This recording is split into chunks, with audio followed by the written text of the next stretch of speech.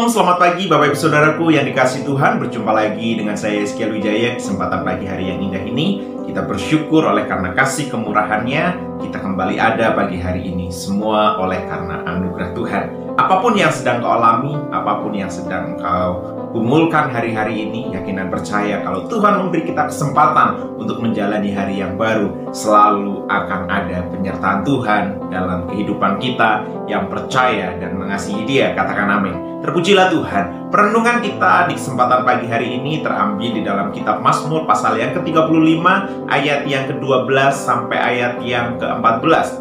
Mazmur 35 ayat yang ke-12 sampai ayat yang ke-14. Demikian firman Tuhan. Saya akan membacakan untuk kita semua. Dikatakan, mereka membalas kebaikanku dengan kejahatan. Perasaan bulus mencekam aku. Tetapi aku, ketika mereka sakit, aku memakai pakaian kabung. Aku menyiksa diriku dengan berpuasa, dan doaku kembali timbul dalam dadaku. Seolah-olah temanku atau saudarakulah yang sakit. Demikianlah aku berlaku, seperti orang yang berkeluh kesah karena kematian ibu. Demikianlah aku tunduk dengan pakaian kabung.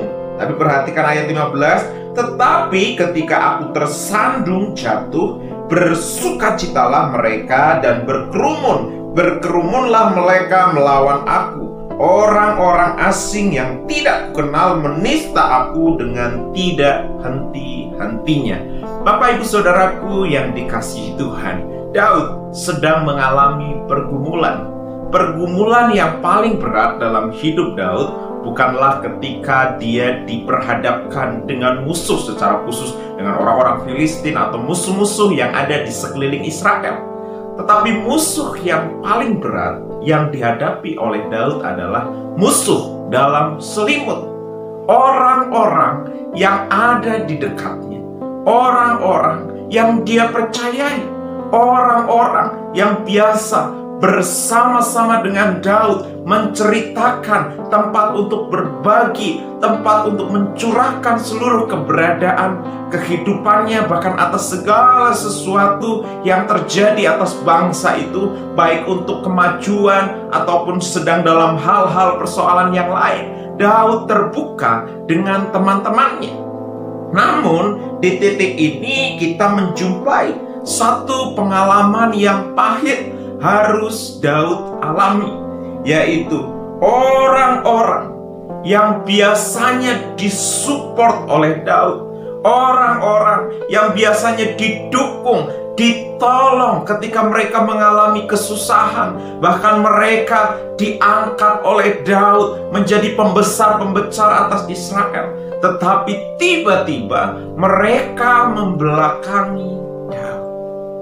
Saya memberi tema perenungan pagi hari ini, air susu dibalas air tuba, atau kebaikan yang dibalas dengan pengkhianatan. Hal yang paling menyakitkan adalah ketika kita mempercayai seseorang, ketika kita menaruh pengharapan kepada seseorang, atau kita mungkin mempunyai banyak hal yang kita rindukan atas hari-hari ke depan, ya. Tapi tiba-tiba orang yang kita percayai mengkhianati kehidupan kita. Betapa berat dan sakitnya hati Daud ketika dia mengalami ini. Namun hal yang luar biasa yang perlu kita pelajari dari kehidupan Daud ketika hatinya disakiti. Apa yang dia lakukan? Apakah dia membalas? Dia punya kemampuan untuk membalas. Ya, dia punya prajurit, dia punya orang-orang besar di sekelilingnya untuk membalas. Tetapi Daud tidak melakukan hal itu. Masalah yang paling besar yang akan kita alami, ya, kekecewaan yang terbesar yang akan kita derita atau kita alami, bukanlah dari orang-orang yang jauh dari kita. Mungkin mereka bisa menyakiti hati kita, tapi karena jauh, jadi ya tidak lama sakit hati itu hadir di dalam hati dan kehidupan. Tetapi masalah yang paling besar adalah ketika sakit hati itu ditimbulkan oleh orang-orang yang ada di sekitarnya, orang-orang yang dia kasihi, orang-orang yang biasa ya makan, minum, duduk bersama, menceritakan tentang apa yang akan mereka bangun atas kemajuan atas bangsa itu. Ketika semuanya sudah diberitahukan, ya, tiba-tiba teman dari Daud ini melakukan kejahatan di belakang Daud. Tetapi kita belajar dari kehidupan Daud bagaimana ia menyikapi setiap persoalan demi persoalan, setiap pengkhianatan demi pengkhianatan. Kalau kita belajar bagaimana para pembesar Daud ya memberi nasihat kepada anaknya Absalom, sampai akhirnya Absalom sebagai seorang anak balas dendam kepada Daud. Bahkan Daud harus lari-lari dari kejaran anaknya Absalom. Ya, tapi para pembesar-pembesar yang biasa mendukung Daud, mereka memberitahukan tentang apa-apa yang harus dilakukan Absalom supaya bisa menggeser kedudukan Daud sebagai raja, dan akhirnya Absalom naik menjadi raja menggantikan Daud dengan cara yang licik. Ada orang-orang dekat Daud yang mengambil peranan di sana. Sebenarnya kehidupan Daud dipenuhi dengan masa yang suram. Ada banyak kepahitan yang seharusnya dia derita dan dia alami, justru karena oleh orang-orang terdekatnya.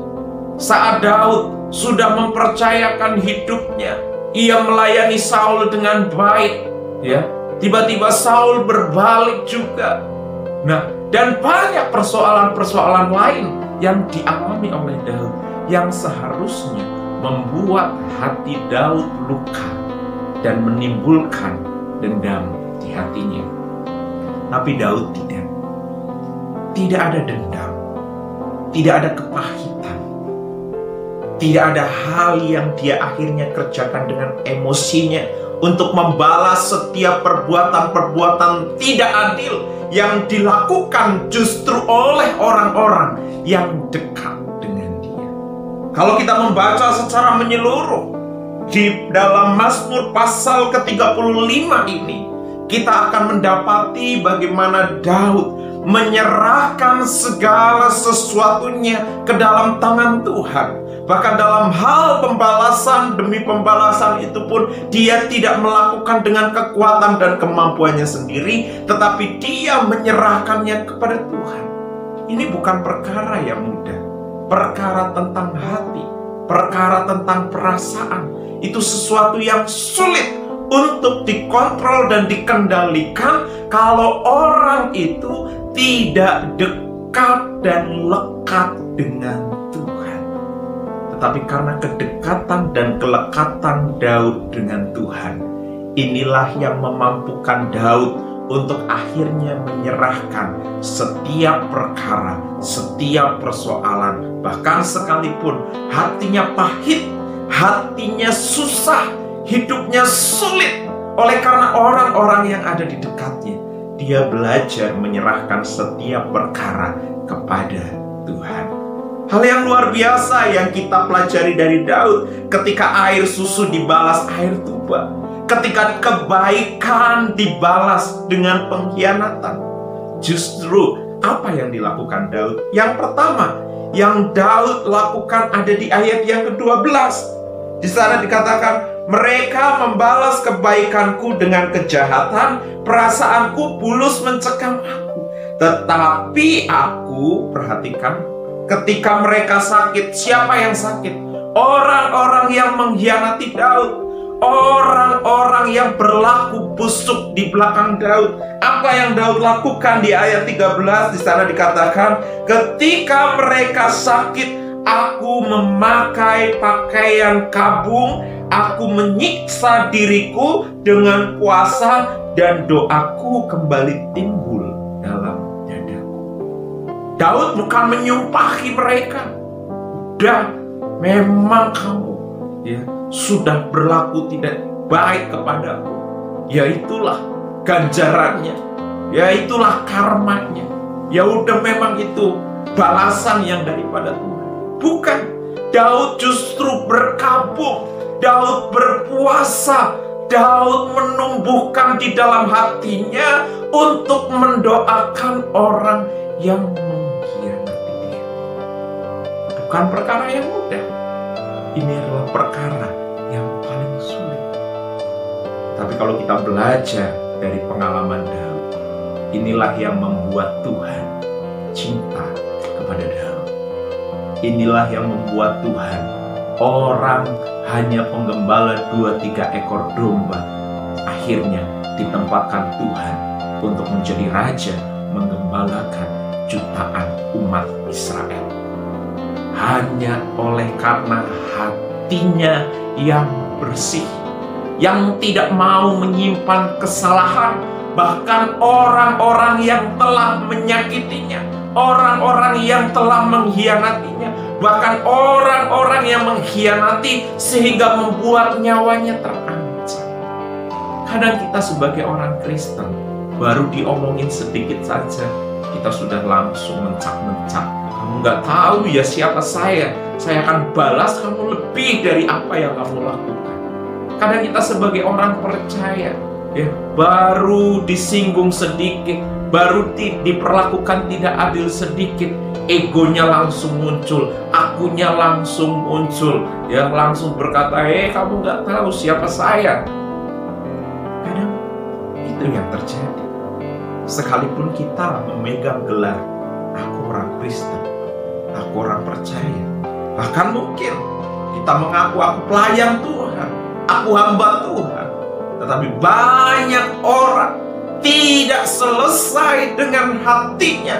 Sekalipun dia hamba Tuhan, pelayan Tuhan, dia anak Tuhan yang sudah berpuluh-puluh tahun, tetapi ketika disinggung masalah hati, apalagi tentang pengkhianatan, langsung kebakar umbun-umbun, ya, kebakaran besar. Tapi Daud mengajar kepada kita, dia menyikapi segala sesuatunya bahwa Tuhanlah yang punya hak untuk membalas segala sesuatunya. Bapak Ibu Saudaraku yang dikasihi Tuhan, Daud tetap mendoakan orang yang mengkhianati dia. Yang kedua, selain Daud mendoakan orang itu, Daud mengasihi orang-orang yang mengkhianati dia.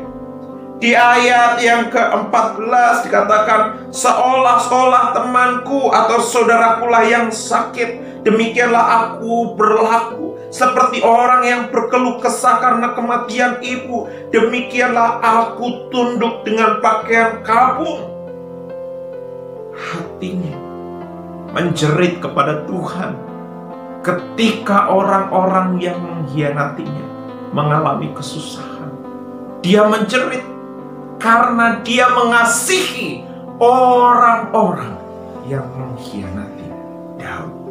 Daud mengerti betul tentang hal itu, sehingga akhirnya dia berseru-seru kepada Tuhan. Nah, dua hal dia kerjakan. Ya, Daud tetap mendoakan, Daud tetap mengasihi mereka. Dan yang terakhir, Daud menyerahkan segala sesuatunya kepada Tuhan. Di ayat yang ke-22 dan 24. Engkau telah melihatnya Tuhan, janganlah berdiam diri, ya Tuhan, janganlah jauh-jauh daripadaku. Terjagalah dan bangunlah membela hakku, membela perkaraku, ya Allahku dan Tuhanku. Hakimilah aku sesuai dengan keadilanmu, ya Tuhan Allahku, supaya mereka jangan bersukacita atasku. Daud menyerahkan setiap perkara-perkaranya kepada Tuhan. Dia mempercayakan semuanya kepada Tuhan, karena dia tahu bahwa Tuhan yang dia sembah, dia layani adalah Tuhan yang adil, Tuhan yang tahu akan keputusan apa yang akan dia buat atas perkara kehidupannya. Dan di dalam kesemuanya itu, Tuhan yang menilai akan hati dan hidup Daud. Dan kita mengenal sebutan atas Daud. Daud adalah pribadi yang dikasihi Tuhan. Daud adalah pribadi yang berkenan kepada Tuhan. Di dalam proses menuju perkenanan dari pengakuan yang daripada Tuhan, ada hati yang hancur remuk yang diproses oleh Tuhan. Prosesnya tidak mudah, prosesnya tidak nyaman, tetapi semua itu bisa dilewati oleh Daud. Karena Daud menyerahkan sepenuhnya hidupnya kepada Tuhan. Begitu juga atas kehidupan kita. Apapun yang sedang kau alami hari ini, mungkin kau sedang mengalami kepahitan, kau mungkin terluka hatimu oleh karena pengalaman-pengalamanmu di masa lalu, mungkin dengan keluargamu, orang tuamu, ayahmu, ibumu, ya sanak famili keluargamu, atau mungkin dengan orang-orang terdekatmu. Engkau pernah diperlakukan tidak adil, atau mungkin engkau pernah dikhianati oleh siapa saja yang ada di sekitar hidupmu. Engkau masih menyimpan kepahitan, engkau menyimpan dendam. Buanglah itu semua, karena itu semua tidak baik untuk kau simpan atas hidupmu. Saat engkau berserah kepada Tuhan, akan ada perkara-perkara yang Tuhan hadirkan dalam hidupmu. Dan lebih daripada itu, perkenanan yang daripada Tuhan yang akan menyertai kehidupanmu turun atas hidupmu. Hari depan yang penuh dengan harapan bersama dengan Tuhan akan engkau gapai di dalam Dia. Demikianlah renungan yang boleh kita renungkan bersama-sama di kesempatan pagi hari ini. Kita bersama-sama berdoa untuk firman Tuhan. Bapa di surga, kami bersyukur dan berterima kasih untuk firman yang boleh kami renungkan bersama-sama di kesempatan pagi hari ini. Tuhan, ampuni setiap dosa dan kesalahan kami jikalau kami menyimpan setiap kesalahan, pelanggaran, atau dosa-dosa orang lain yang pernah menyakiti hati kami, yang pernah mengkhianati kami, atau pernah memperlakukan hal yang tidak baik atas hidup kami. Kami mau menyerahkan segala sesuatunya ke dalam tangan-Mu. Kami mau belajar dari Daud, bagaimana Daud menyikapi setiap persoalan itu dengan ia tetap melihat bahwa Tuhan turut campur tangan berperkara. Bahkan dia selalu menyerahkan setiap perkara-perkara yang dia alami, dia hadapi ke dalam tangan-Mu. Dan kami yakin dan percaya ketika tangan Tuhan yang turut campur tangan bekerja atas setiap perkara-perkara di dalam kehidupan kami, kami akan terus melihat bagaimana mujizat keajaiban pertolongan Tuhan terus menyertai setiap langkah kami. Kami menyerahkan hari ini sepenuhnya ke dalam tangan Tuhan. Hanya berkat di dalam nama Tuhan Yesus Kristus kami berdoa dan mengucap syukur. Haleluya. Amin. Terpujilah Tuhan. Selamat pagi Bapak Ibu Saudaraku yang dikasihi Tuhan. Selamat menjalani hari yang baru bersama dengan Tuhan. Haleluya. Terpujilah Tuhan. Haleluya. Amin.